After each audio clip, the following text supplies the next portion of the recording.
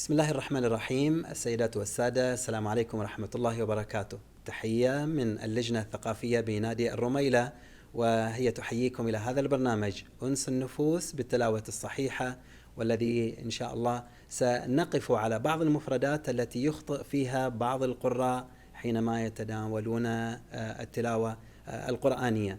جعل الله صيامكم مقبولا أنتم وجميع المسلمين. حياكم الله وحيا الله الأستاذ حسن ابن الشيخ عبد الله الأحمد، الذي سيوقفنا على بعض مفردات سورة الفاتحة المباركة، والتي هي ستكون باكورة برنامجنا، بحيث أننا في كل حلقة سيكون وقتنا قصير جدا في جزء واحد بآيات معدودة جدا. تفضل أستاذ. بسم الله الرحمن الرحيم. قال تعالى: ورتل القرآن ترتيلا.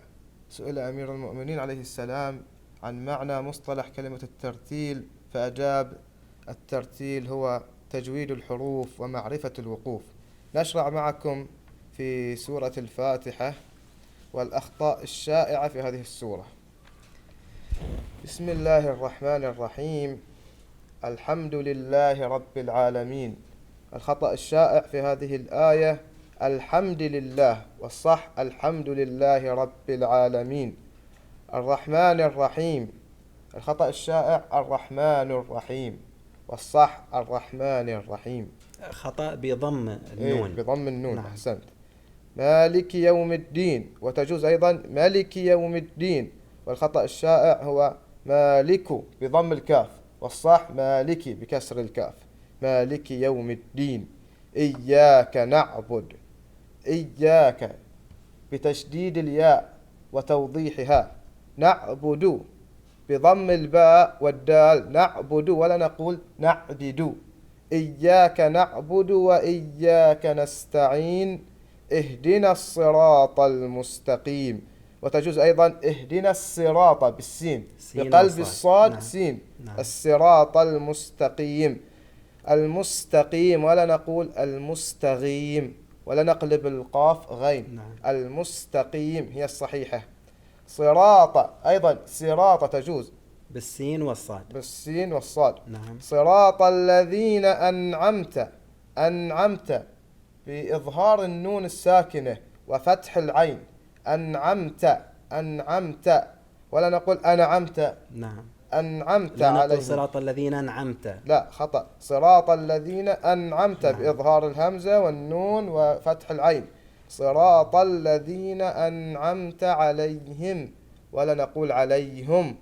صراط بضم الهاء. صراط الذين أنعمت عليهم غير المغضوب عليهم، ولا نقول غير المغضوب.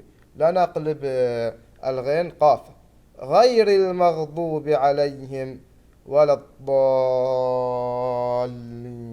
بارك الله فيك. ممكن تقرأها بالقراءة الصحيحة؟ إن شاء الله. بسم الله الرحمن الرحيم. الحمد لله رب العالمين. الرحمن الرحيم. مالك يوم الدين. إياك نعبد وإياك نستعين. اهدنا الصراط المستقيم. صراط الذين أنعمت عليهم غير المغضوب عليهم ولا الضالين. صراط الذين أنعمت عليهم غير المغضوب عليهم ولا الضالين. ونود أيضا التفات هنا العالمين. عند الوقوف على آخر الكلمة نقف عليها بالساكن. نعم. بالساكن الصحيح العالمين، ولا نقلقل الساكن نقول العالمين. لا، العالمين. الرحمن الرحيم. نعم. ونقول الرحيم. بارك الله فيكم. شكرا لهذه الإيضاحات الجميلة والضرورية في التعامل مع آيات الله الكريمات. نلتقيكم إن شاء الله في حلقتنا التالية وبعض الوقفات في الجزء الأول وسورة البقرة المباركة، في رعاية الله.